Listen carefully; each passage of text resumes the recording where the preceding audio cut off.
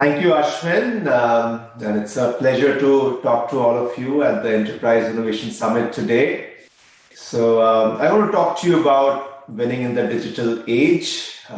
We are in the digital age, the way we lead our lives, the way we consume services and products, the way businesses run. Everything is today digital, and that pace of going digital has got only accelerated in the last 18 months of COVID. So it's a very, very profound phase that we are going through.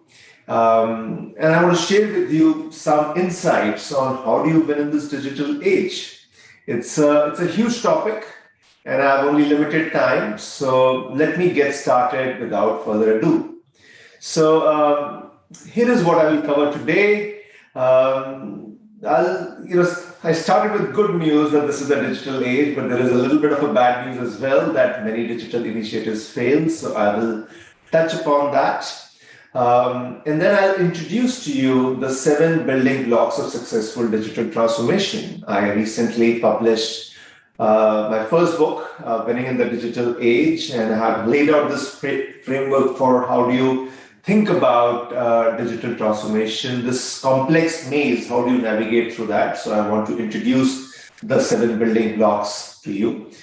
And then I will touch upon, it's a huge topic, I'll touch upon 3 of the building blocks, the new rules of business, which is the starting point, building block 2, which is industry maturity curve, which is really about understanding what is happening to the customer and what is happening overall in your industry. Then I will get to the technology building blocks. And many of you here are CIOs, so you are very aware of technology, but I'll try to piece it together. And then finally, I'll end with some insights on experience design. I understand day 2 of the summit is focused on experience, so I will quickly touch on some insights. Okay, so that's what I will cover, a lot to cover, so let's get started. So we are in the digital age, everybody is trying to go digital, everybody realizes it. There is billions, actually trillions of dollars being spent on digital.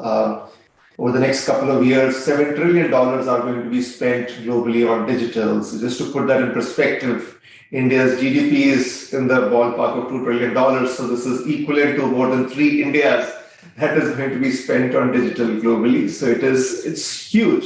It is huge. And as I mentioned in my opening comments with COVID, the digital trend and spending on digital has only got accelerated. So many of my clients, Fortune 100 companies, the plans they had for digital adoption, for digital penetration over 3 to 5 years, they have achieved those numbers in 9 to 12 months. So everybody is very happy. Digital is really taking off.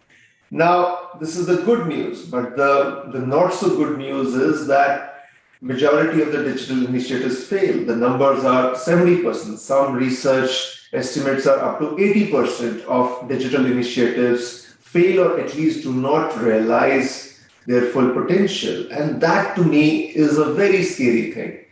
It's such a huge opportunity, billions and trillions of dollars being spent, and you can do the maths, 70% of $7 trillion, that's a lot of capital getting wasted. Why is that happening? Why is that happening? There are issues, there are failures both at the level of failure of vision and also the failure of execution. And the failure of vision, the core issue is that traditional enterprises in particular tend to be too risk averse and too incremental or perhaps lacking in imagination. They end up seeing digital as another channel, and what the core business model, the products and services they have traditionally in the physical space, they end up just taking that to the digital channel. They see it as a website or an app and a new way of presenting their products and services. That's a very, very limited view.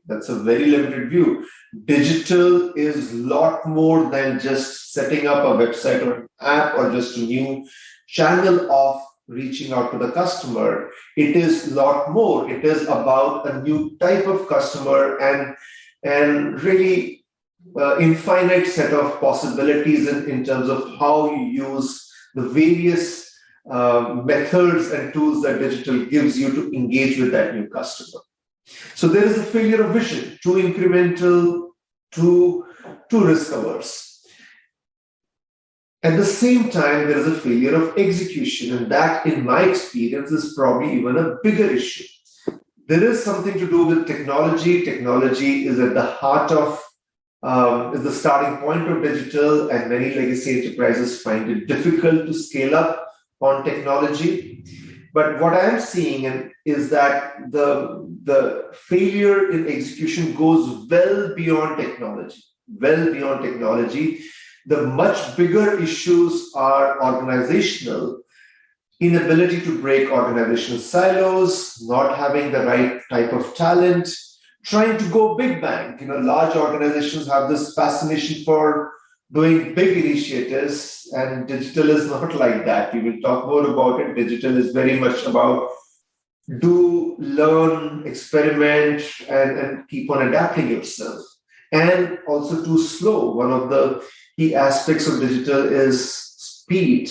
And often in these large organizations, the initiatives become too slow.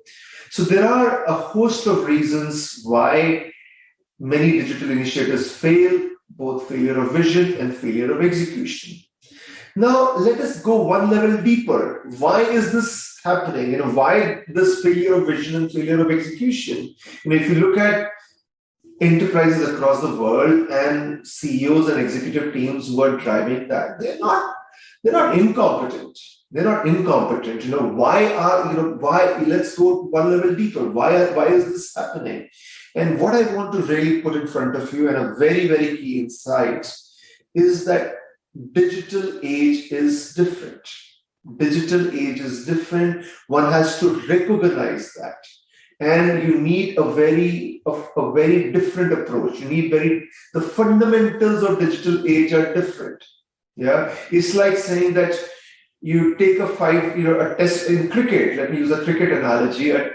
The number one test team in the world, and you throw them into the T20 World Cup. Yeah, what will happen? They will fail because it may seem similar, but it's a very different game. Now let us investigate. How is this digital age different? How are the fundamentals different? Now, all my 25 years of being in this space as a consultant, as a senior executive, as an entrepreneur, the easiest way I have learned how to understand the digital age is the concept of VUCA. It is volatile, it is uncertain, complex, ambiguous. It's volatile, it's moving in a very erratic, random fashion, like a stock market ticker. It's uncertain, the outcomes are uncertain. It's complex, the cause-effect relationships are very difficult to establish. And it's ambiguous, the reality is not clear. It's like a glass mirror covered with a suit of dust. VUCA, that's a concept I really want you to take away. If you understand VUCA, it may seem simple or simplistic. It is not. Once you understand VUCA, you will begin to understand the fundamentals of the digital age we are in. Once you understand the fundamentals, then you can begin to put a lot of things in context. Okay, so we talked about VUCA at a meta level. Now let's go deeper. What are some of the key forces at work in the digital age? There are many things I can talk about, but I want to call out 6 key forces at work, which are defining the digital age. Number one, and most obviously, is the customer. Customer has always been the king. Now in the digital age, customer is God. The customer has a lot of choices. They have the expectations of experience are very high. Whatever may be the industry, the expectation of experience is defined by Amazon and Netflix. The customer is not loyal. There is a very high switching behavior. So it's a very different customer that you are dealing with. Technology, the role of technology. Historically, technology was a support function. Then it became an enabler. But now the business is being driven by technology. It's a very different orientation. It used to be a technology strategy coming from the business strategy, but now the business strategy is coming from technology. That's a very, very, very different way of looking at the world. Velocity, the speed of everything is so much higher. Business works in cycles. A business cycle historically could be 10 years, 20 years. Now, whatever was that initial cycle period, it is getting crushed to maybe half or one third of that time span. Within a business cycle, you have product cycles. If the product cycle was 5 years, it is becoming 2 years.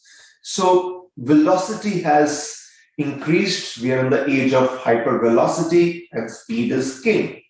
Data, a very defining characteristic of the digital age. The volume, velocity, variety of data is exploding. It is exploding. I've even lost track of how do you even count for data. We are well beyond petabytes to zettabytes and beyond that. So there is a data explosion, and it is changing fundamentally the rules of business. It is changing how you look at your customers, how you devise your strategies. It's a big shift. At the same time, it's a big challenge. It's like water, water everywhere, but not a drop to drink. So managing data is also not easy. Yeah. So huge opportunity, but also a big challenge. Number 5, iterative. It's a bit of a complex concept. Let me explain that because it's very important for the digital age. Traditionally, we have had a linear view to management that you analyze, you design a strategy, and then you execute. That is completely not how you do it in the digital age because there is a lot happening. It's very dynamic. It is very dynamic. There is a lot of data. So you constantly are learning. So you move from right first time mindset to a very experimentation, very iterative type of mindset. It's like a wheel. It's a wheel which moves in a circular fashion, but does move forward. So very, very important concept and which challenges a lot of our existing management thinking and principles. And finally, interdisciplinary. Now, historically, we have partitioned knowledge into boxes. And there is marketing, there is finance, technology, operations, so on and so forth. That is also how our organizations are structured. The digital age is anything but packed in neat boxes. It is not. It is very messy. The driving force in the digital age is the customer. The customer does not see problems as marketing or finance or technology. They have problems. Yeah. And therefore, the approach needs to be interdisciplinary, which is bringing different capabilities, competencies together. That has profound implications, not just on organization design, but going back to the entire design of our education curriculum and our education pedagogy. Yeah. So why are digital initiatives failing? We talked about failure of vision, failure of execution, but then we've gone deeper into the root causes that fundamentals are different. And we talked about VUCA, and then we've talked about the 6 forces at work. Let's keep going. Now we talked about the problem. We talked about now let's come to the solutions. How do you approach it? Now, digital is this big complex beast. Yeah, it is like this big elephant in the room where somebody sees the trunk, the leg, the tail, and believe that is what the reality is. Yeah, you end up having a narrow perspective on digital. And what I've tried to lay out, and I've done that in my book, Winning in the Digital Age, and what I always talk about is that you need to take a 360-degree view to digital. You need to look at the full picture. And there are at least 7 areas of action. Number 1, new rules of business, in which comes from the conversation we had, that the world is fundamentally different. If the world is fundamentally different, you need new rules for the new world. Number 2, industry maturity curve. You need to understand what is happening in your industry and to your customer. Yeah, that is the starting point for your specific digital strategy. So you have to put that in context. Number three, digital technologies, which you of course recognize. It is the starting point of digital, but it is very important to recognize, especially for technologists, that it is only one of the 7 building blocks. Yeah, it is only one of the 7 building blocks. So it is 15% or less of the equation. Yeah, to me, it's less than 10% of the overall digital equation. Number 4, global delivery model. Digital by its very nature is global. The moment you go digital, you can't contain that in a local silo. Your demand is global. At the same time, your supply chain, the way you deliver also has to be global. Huge opportunity for a market like India to be that global delivery hub. Perhaps topic for another day.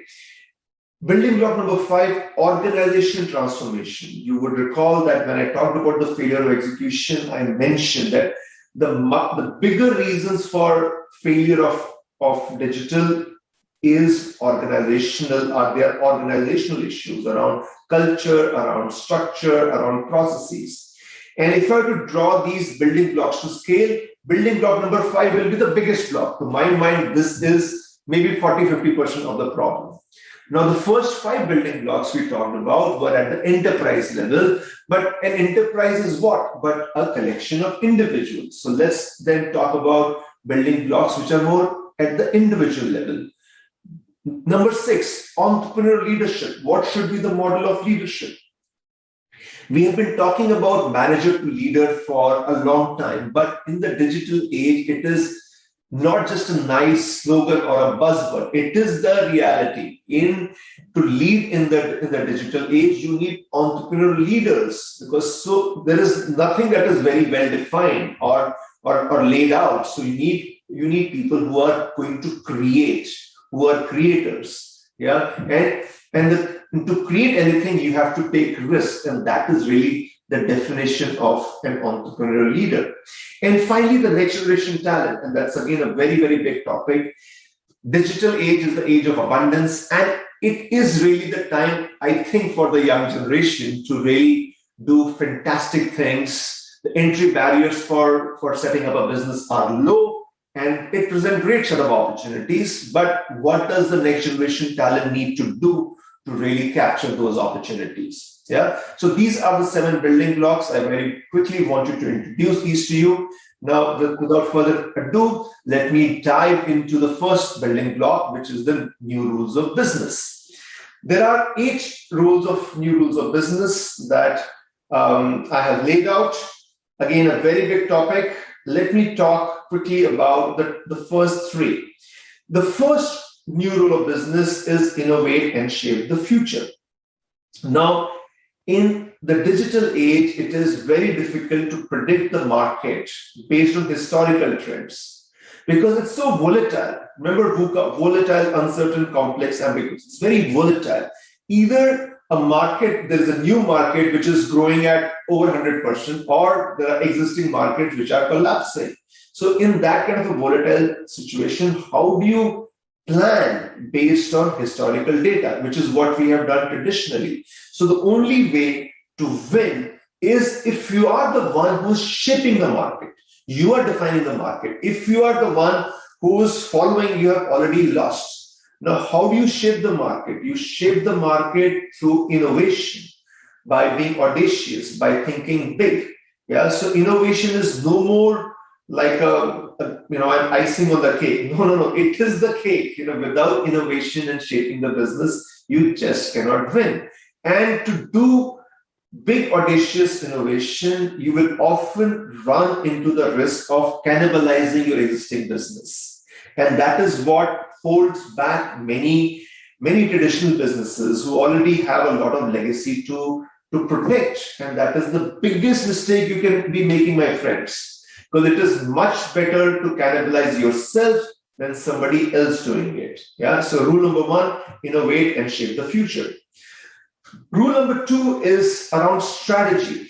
Is around approach to strategy, approach to how you think about strategy to execution. One of my favorite topics. I've been doing strategy for 25 years, and I've realized that the way to think about strategy has changed dramatically. has changed dramatically.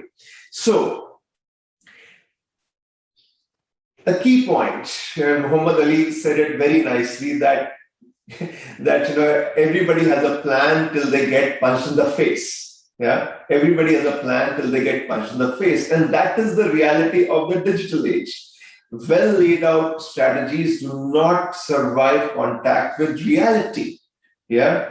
So historically, a lot of time spent on making, a market assessment, doing a corporate strategy, and then you have business unit strategy that leads to functional strategy, whether it's marketing or distribution strategy and so on. That those get translated into annual plans, with some metrics. You track the metrics and so on.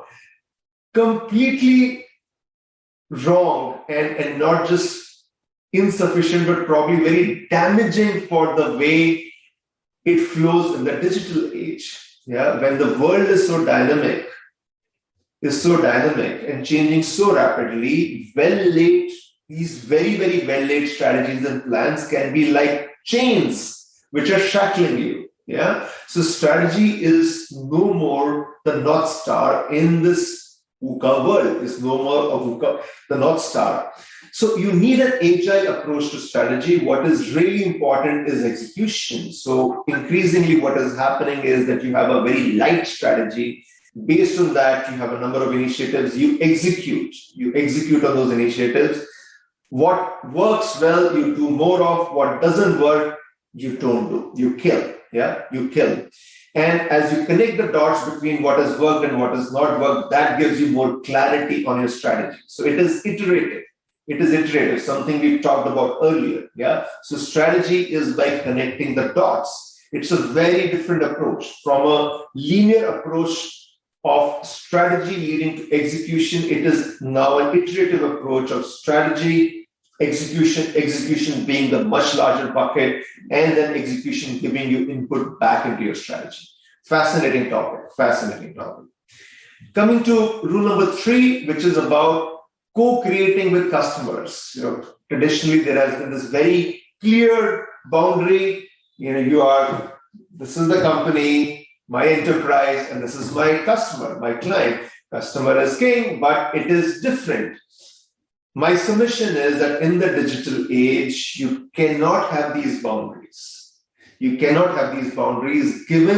the need for speed and the iterative working. You have to be very, very, it can only happen if you break the boundaries and you're co-creating with your customer.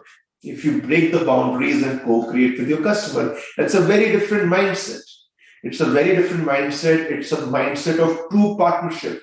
Again, not just a slogan, but a reality of true partnership. It is how do you establish a very different level of trust. It is also about how do you establish that working methods and models which enable that co-working. So very, very different approach to working with customer, or even the definition of a customer. It is the boundaries have to break. And this concept is true not just for the B2B world or the enterprise world, is very true for the B2C world as well. Yeah. So there are many things I can talk about on the 8 rules of business, but I just wanted to give you a quick perspective on the first 3 around innovating and shape the future, strategy through connecting the dots, and co-creating with customers. Let's keep moving. Okay, building block number 2, industry maturity curve, super important. Now, the specifics of what is happening in digital in each industry are different. So my firm Incedo we work in banking, healthcare, telecom, pharmaceuticals, and I see very, very different trends happening. Yeah. But what I also see is that there are some common trends, there are some common aspects, and that's what I want to call out. Because of that, once you understand what are some of the common forces at work in digital across industries, that can help you predict, that can give you a foresight on what is likely to happen in your particular industry. So 6 things I want to call out. Rising customer expectations. We have talked about it, that whatever may be the industry, B2B, B2C, whatever, The expectations are rising and now defined by the Netflix and Amazon experience. Number two, and very, very importantly, disintermediation of value chains. Now, historically in business, you have had this B2C, B2B, B2B2C, or B2B to B2C, all different kind of complex supply chain models that happen. What does digital fundamentally allow? Digital allows disintermediation. It allows you to cut the intermediary and reach the end customer directly. Very powerful, very powerful. So almost all industries that I know of, including the most traditional of industries, there is disintermediation happening. And the B2C, the direct to consumer channel, is becoming way more important. So it's a very, very big opportunity. It's a very, very big shift. Number three, because of all of these shifts, the traditional boundaries across industries are blurring. Yeah. So telecom, our industry, I do a lot of work in. So the boundaries between telecom and media are completely blurred. And especially with 5G coming, it is a very big thing. Where does it, where you stop being a telecom company and become the media company, and vice versa. So boundaries are blurring. What is happening with boundaries blurring, and also a lot of technology shift, technology changes, is that there are a lot of new competitors emerging. Every industry, you have new competition, and most times the competition that you're really worried about is the one which is not coming from your industry, but coming from outside. So if I look at banks that I work with, some of the largest banks in the world, okay, competition for them. If you're JP Morgan, you're not, really worried about Bank of America or Citibank because you know them well. Okay, at some level, you're worried about the fintechs, but not even the fintech is not new competition. You're really worried about Apple and Google and Amazon, what they are going to do. Yeah, they are becoming your competition. Because of all of this new competition and technology, there is a lot of product proliferation and the product life cycles are shrinking. Yeah, so it's a very different pressure on your R&D or your innovation machine. Yeah, with product proliferation and just visibility, transparency that digital gives you, there is a pricing pressure. Yeah. So how do you get a high pricing margin? You get a high pricing margin either you have few competitors, or the economics are opaque to your customer. Those are two ways you get a high pricing margin. When you have a lot of competition who's fighting with each other and you have complete transparency, which digital gives, it puts a downward pressure on pricing. So every industry I know of, every existing product segment, there is a pricing pressure. And what it means is that as a company, you still want to deliver the same margin and profitability, and pricing pressure means that there is a pressure on cost. Irrespective of industry, this is important. Yeah, many interesting changes happening, but again, the most fundamental change is the power of the end customer and how the B2C or the direct-to-consumer channel is becoming so important across industries. Quickly moving to the third building block around technology, something that I believe this audience understands well. I've tried to lay out, there's so many different ways one can think about a digital technology stack. And I've tried to lay out very, very simply. Yeah. So there are at least 7 elements of a modern stack. The starting point is experience, customer experience. Yeah, that is the start of the digital digital transformation journey. The key aspect of experience is personalization. The personalization is driven by the analytics. It is driven by customer insight. That's where analytics comes in. Yeah. Now, what you see on as a top layer in terms of experience has to be supported by the processes and operations, and therefore there is a very big need to transform how your operations work. If, for example, if your expectations are of real time, yeah, and your your core operations are working in batch mode, you can never ever deliver real-time experience. Yeah. So your core operations have to be transformed. Artificial intelligence is this great enabler, yeah, which is helping power each of the layers I mentioned, whether it is the experience, whether it is analytics, whether it is operations, all of them are being powered by AI. Yeah. And then you have data. So data is like the Sutradhar. Yeah. It's like it is that powerful force which is connecting all the layers of the stack. And then you have two infrastructure layers. You have blockchain. Blockchain is way more than cryptocurrency. In fact, cryptocurrency, I sometimes fear that clouds or distorts the debate about blockchain, which is such a fundamental technology. But we have to acknowledge this technology is still nascent and still coming to a tipping point.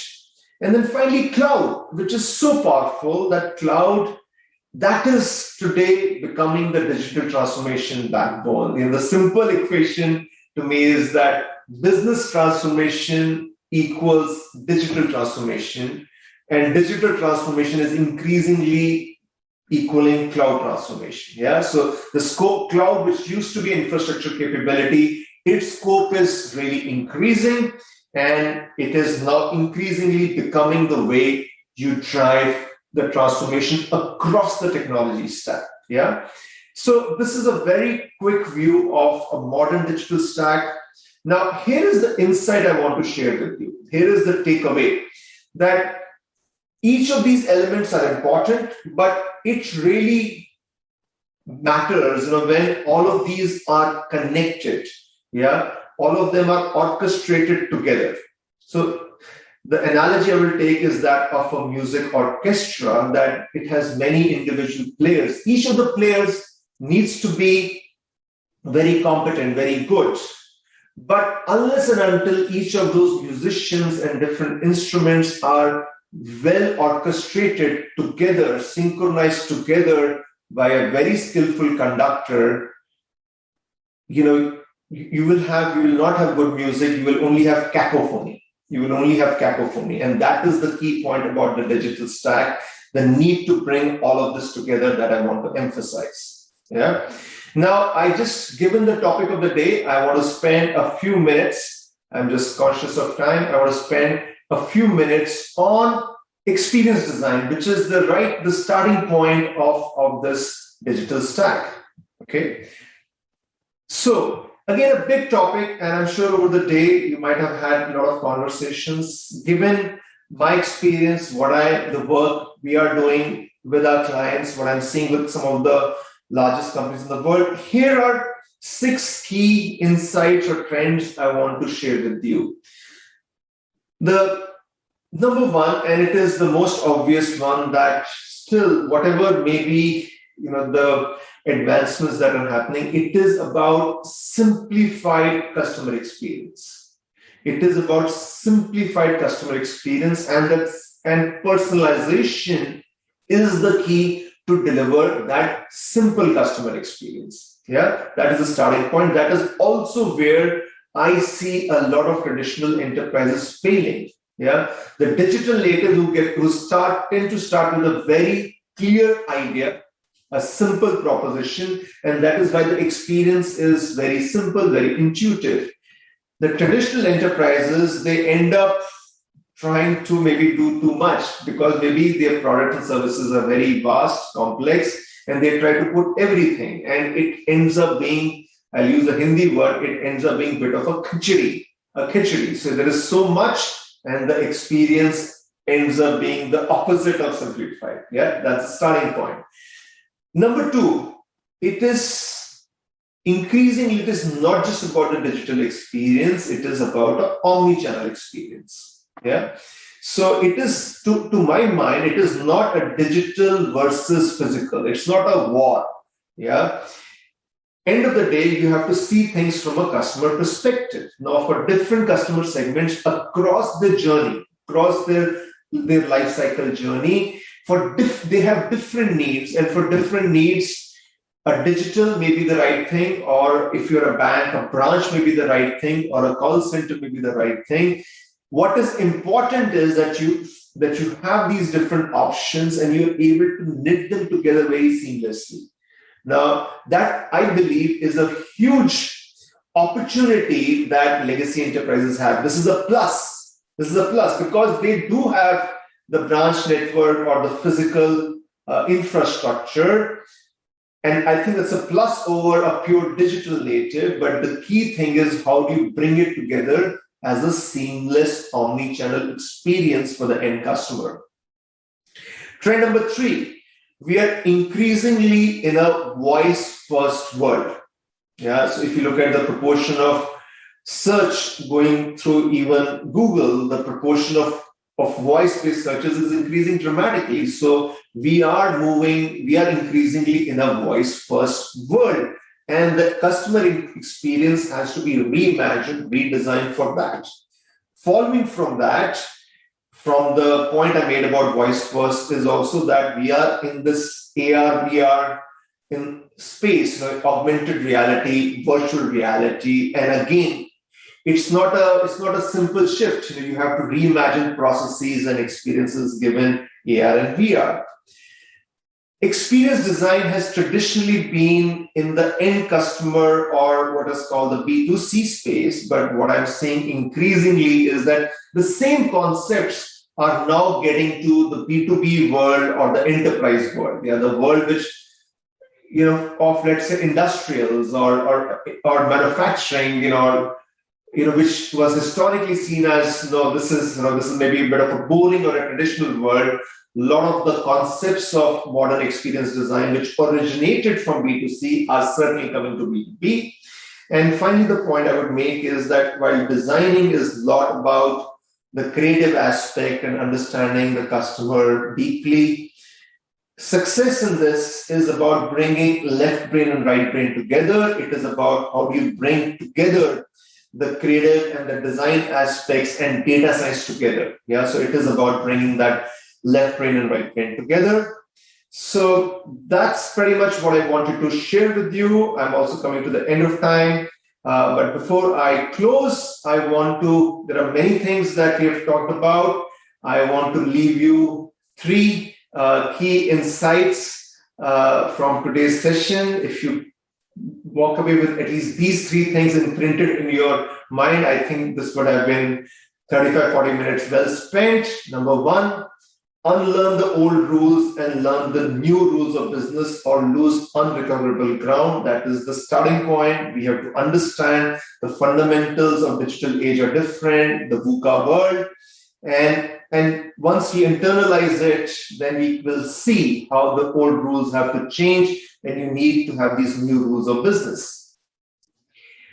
Insight number 2, industries are at various stages of maturity. However, every business is now becoming a direct-to-consumer business. Yeah, whatever may be the industry, this D2C or B2C is becoming more and more important. So therefore, thinking from the end customer perspective is the key to winning. Yeah, so you have to redefine who your customer is. Who you always thought your customer was, you probably need to think a level or maybe a couple of levels beyond that. Yeah. And insight number 3, various technologies like AI, cloud, and automations are part of an orchestra. Yeah. Beautiful music happens when all of these come together end to end. Friends, that's what I wanted to share with you today. Digital age is the age of abundance, and my best wishes to all of you to venture out and capture the great opportunities digital age offers you. Thank you.